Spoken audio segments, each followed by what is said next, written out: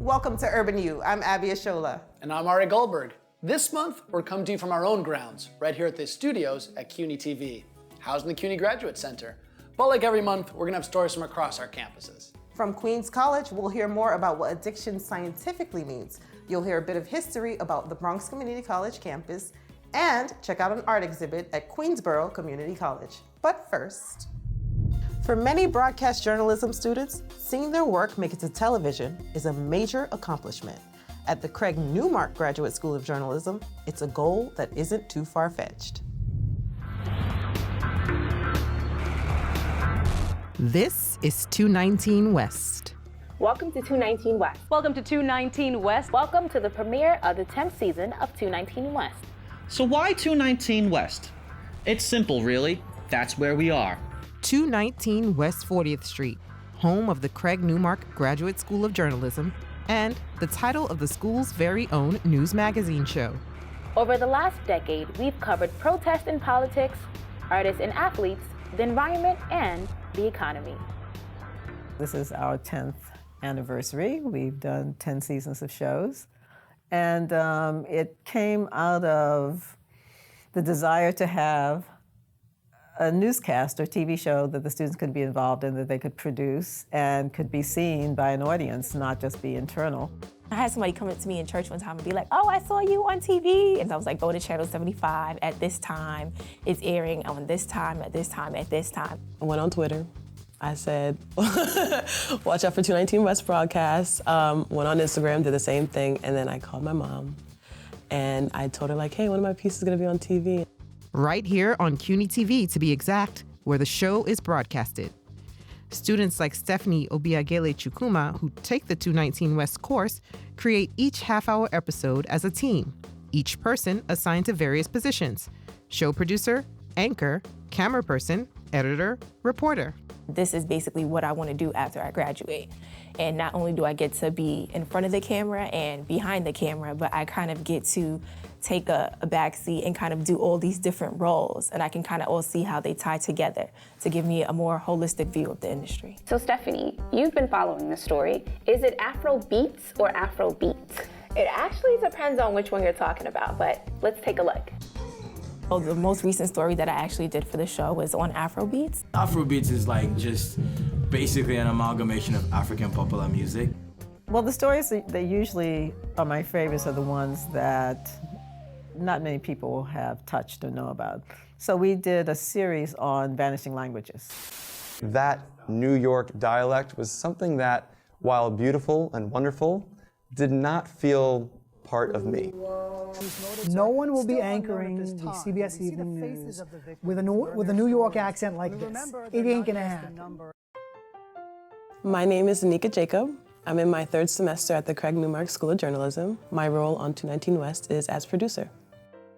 This show has been very important because it has taught me how to build confidence in myself, how to manage a team, how to communicate with a team as well, and really understand the dynamics of working with a full production where there's so many different moving parts and you have to keep track of it all. Even though it can get stressful and a little bit hectic with the workload that we have as grad students, it's a team effort and it feels good to know that you have people behind you who are trying to help you.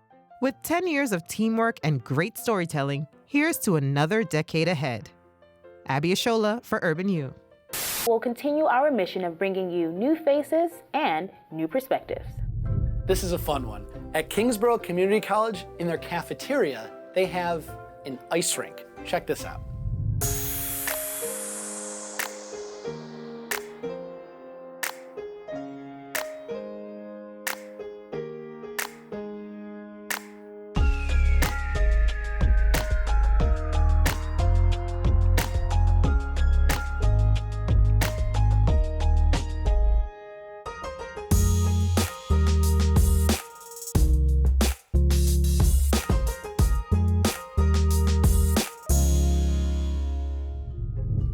Normally on our For the Record segments, I'm researching a bit of CUNY history that's 100 years old, and usually that means I'm researching a bunch of books. But this month, this bit of CUNY history has a living, breathing spokesman, and I got to meet with him and learn why he's raising tens of millions of dollars to help preserve this bit of CUNY and national history, the Bronx Community College campus. We are standing here today on the campus of the Bronx Community College, and I'm here with Samuel White, who's the great-grandson of the architect of this landmark here. Good to meet you. Harry, it's a pleasure to meet you. Thank you for coming up.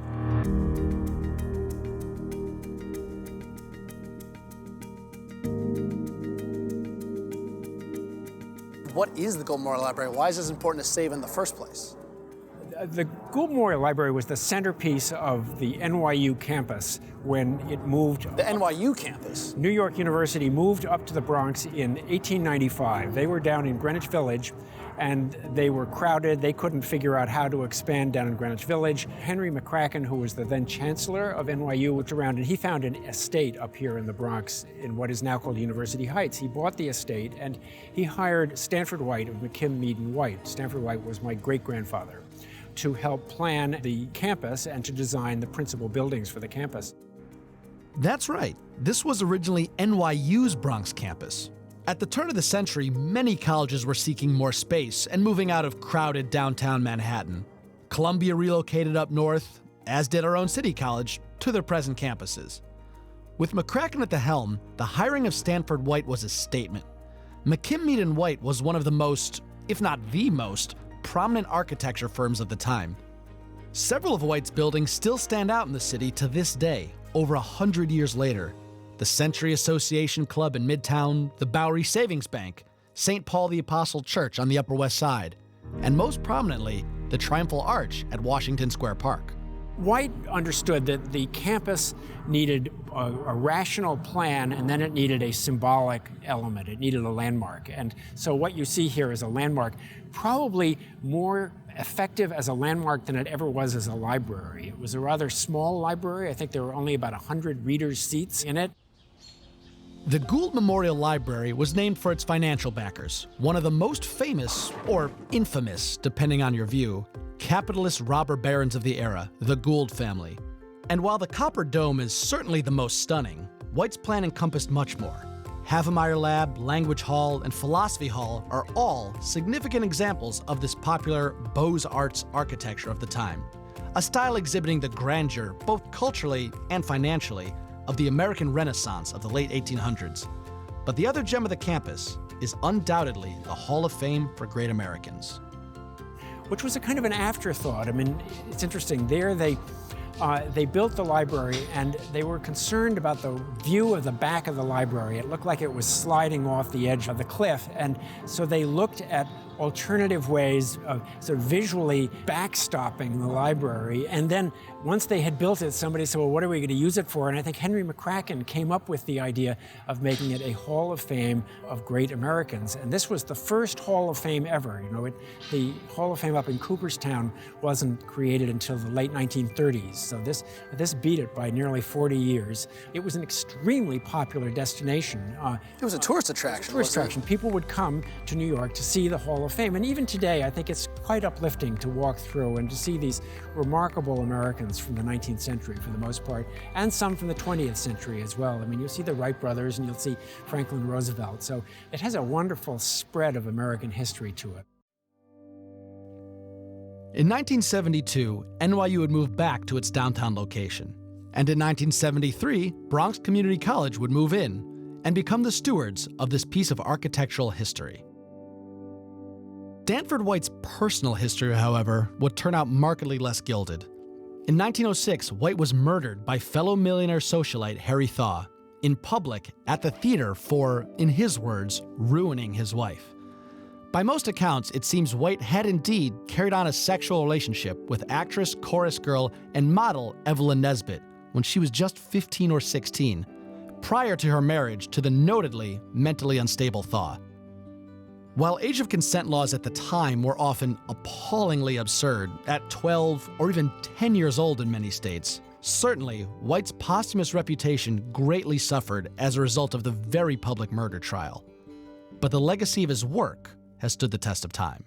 Bronx Community College suddenly became a community college on the most beautiful community college campus in America. This is the only community college in America that has a campus that's a designated landmark, a city and state, and a national landmark as well. Indeed, in October 2012, the campus was declared a national landmark.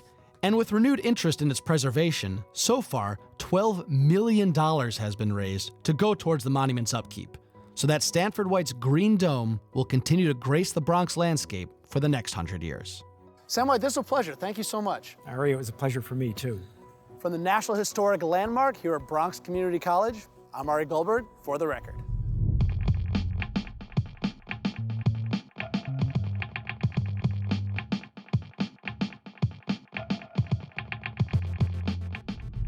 Many people use the term addiction pretty loosely, like being addicted to Game of Thrones or jelly beans. But what's the difference between true addiction and something we really love, even crave? Carol Ann Riddell turned to science at Queens College for answers. Let's start with some cold, hard facts. I'm hooked on gummy fish. When these chewy little guppies are in the kitchen, I won't stop thinking about them until I grab a handful, or several. And apparently, I'm not alone. Any candy, like maybe 5 times a week I have to eat some type of candy. I am with you. Yeah, I shouldn't though. It's not good for my braces. Me, it's Gatorade and Gobstoppers. Gatorade keeps me hydrated and Gobstoppers, I don't know, it just keeps me going. But there's a big difference between what may be a craving or even a bad habit and what is a true life-changing addiction. And that difference can be explained with science. Scott Ewing is pursuing a PhD in clinical psychology. He specializes in addiction research and teaches at Queens College. All of these things act on a certain part of our brain called the reward system, the reward circuit. These are structures within the brain that become activated when we're doing something that we like. That can be food, sex, gambling, or it could be drugs of abuse. It serves a very important function for survival. If we didn't feel that rewards, that motivation for, say, food or sex, we might starve, we might not procreate. So things like food will activate that system a little bit. Drugs of abuse, it's like pedal to the metal. It will fully activate that system in a chemical, kind of a natural way. As Scott explains, it's important to understand that the brain can change an addiction, to some degree rewiring itself to demand more of the substance or behavior. So when people truly suffer from addiction, simply stopping is not so easy. On a very neurological, chemical level, these substances change the brain in ways that make it difficult and sometimes impossible to pull back. A lot of drugs of abuse and other things like gambling, sex, they can cause changes within the brain that make it much more appetizing, much more motivating to that person, and much more difficult for that person to abstain. And the United States has a major public health challenge when it comes to alcohol and drug misuse, according to the Office of the Surgeon General, which says that recently more than 27 million people in the United States reported using illicit drugs or misusing prescription drugs. And nearly a quarter of adults and adolescents reported binge drinking in the past month. Also, the annual economic impact of substance misuse is estimated to be $249 billion for alcohol misuse and $193 billion for illicit drug use. There is a lot of stigma, a lot of misunderstanding when it comes to people that have an addiction when viewed by people that have never been addicted to a substance or an activity. So, back to where we started with my regular candy fix. Is it an addiction in any sense of the word? Not so much. More like a hard-to-break habit. Actual addiction is something else entirely. And from Scott's perspective, we could use more compassion when confronting it. Those that might be suffering from addiction, it's just not as easy as saying, oh, just stop. Well, it's harder than that. I'm Carol Ann Riddell for Urban U. We always get great insight from the faculty and students we interview, which is why we created our Listen Up feature. This month, listen up to David Gruber. He's a marine biologist and a National Geographic explorer whose work on biofluorescence will leave you wanting to take a deep dive in the ocean.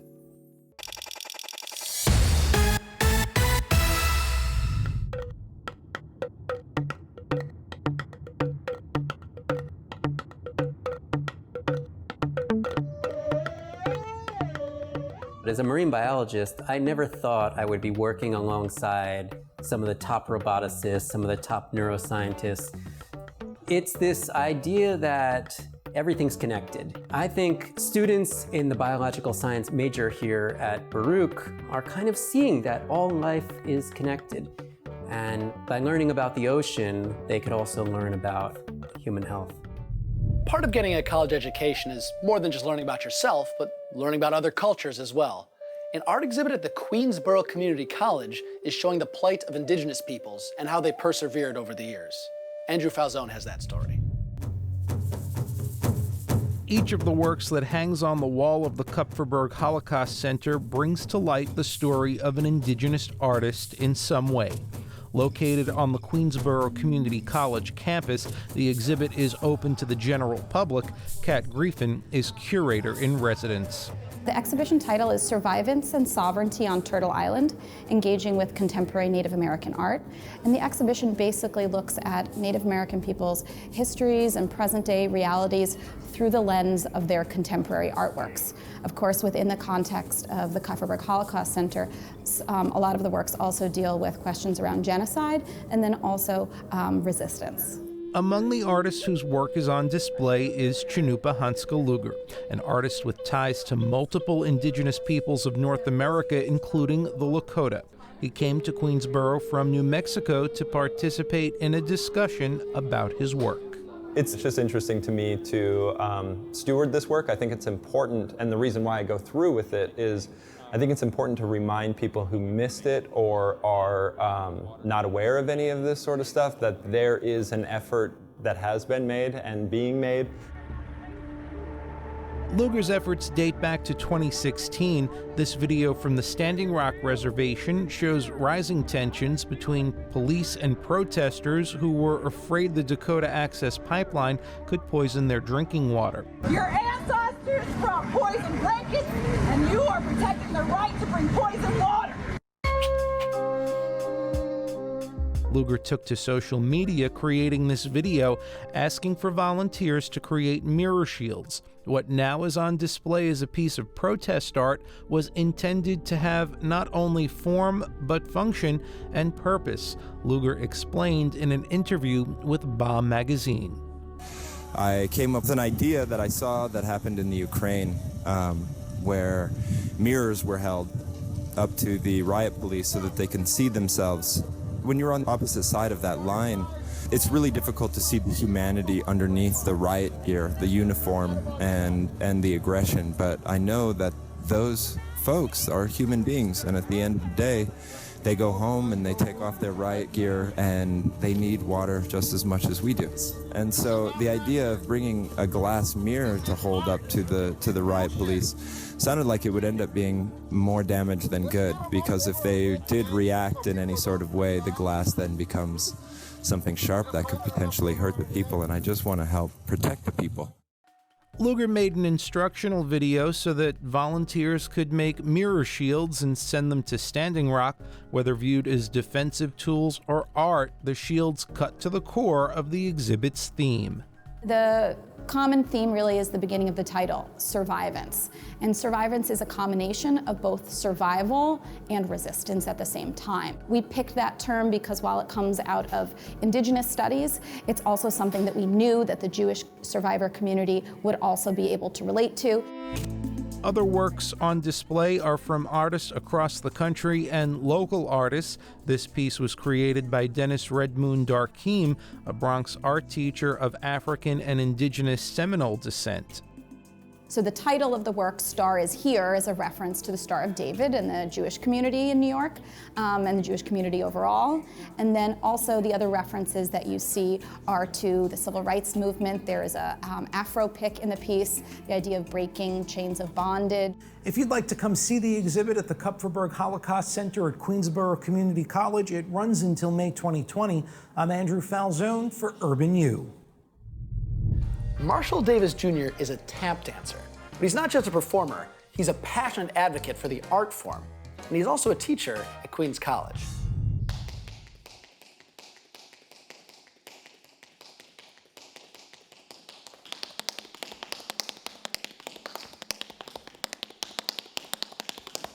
My name is Marshall L. Davis Jr. I am an adjunct professor of tap at Queens College. I'm originally from Miami, Florida. I got my start in the arts there. My father's the director at the African Heritage Cultural Arts Center. My mother was in education, so I have that artistic and educational background. I got interested in tap dancing initially by watching Gregory Hines and Maurice Hines on Sesame Street. Later on, Maurice Hines was doing a show in Miami, and he did like a lecture demonstration at my dad's job at the Cultural Arts Center. When I was like 9 or 10, they added tap to the curriculum at the Cultural Arts Center. And I was like, oh, I want to take that class as well. But my father was a little reluctant initially to buy me tap shoes because he thought, you know, it was just a phase and then I'll probably want to do something else. And I began to progress, you know, inside of the class. And eventually they convinced him, they said, Mr. Davis, you really need to get him a pair of tap shoes. And he finally brought me my first pair of tap shoes, and that was it. Moving forward, when the movie Tap came out, they had what they called the National Tap Day Challenge. And I ended up winning to represent Florida. Steve Condos, who was in the film, and the famous tap master of the Condos brothers, was living in Hollywood, Florida at the time. So he was one of the judges for the competition. A couple of weeks later, my mom woke me up. It was like, get dressed, get your tap shoes. We pull up to this house, knock on the door. Steve Condos opens the door. And it was my first lesson. He told me, he was like, if you think you're good now, imagine yourself 10 years from now if you continue to practice. He instilled in me that the progress never stops.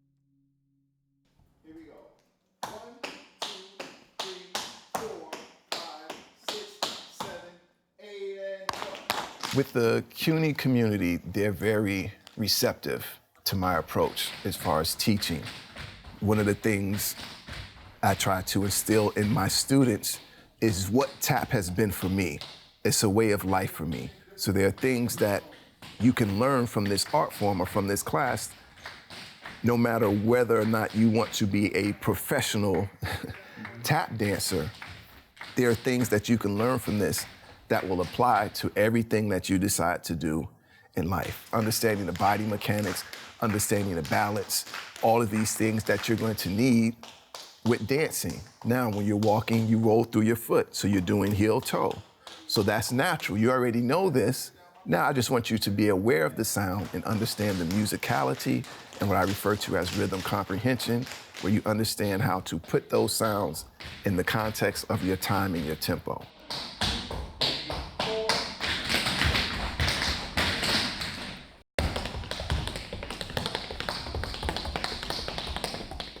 Where do I feel tap is now? It's in an interesting place now.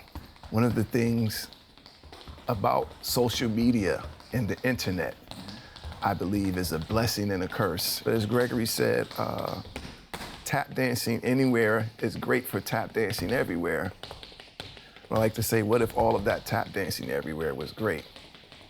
I say tap dancing is truth, and truth will always be is what was, what is, and what will be always. And that's how I look at tap dancing. I am because of tap dancing. Tap dancing is not because of me. CUNY's annual fundraising drive, Giving Tuesday, raised more than $1 million to go towards the well-being of its students.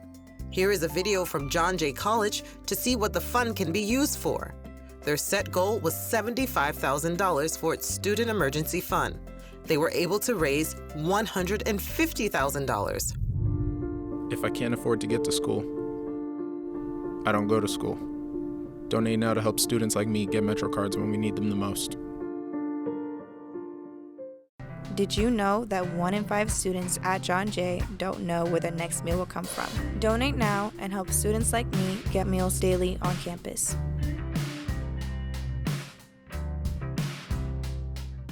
Being homeless doesn't always look like what you might think. You could be sitting in class with someone who is homeless and never even know it. Donate to the Student Emergency Fund, where every dollar counts. Well, that's our show for this month.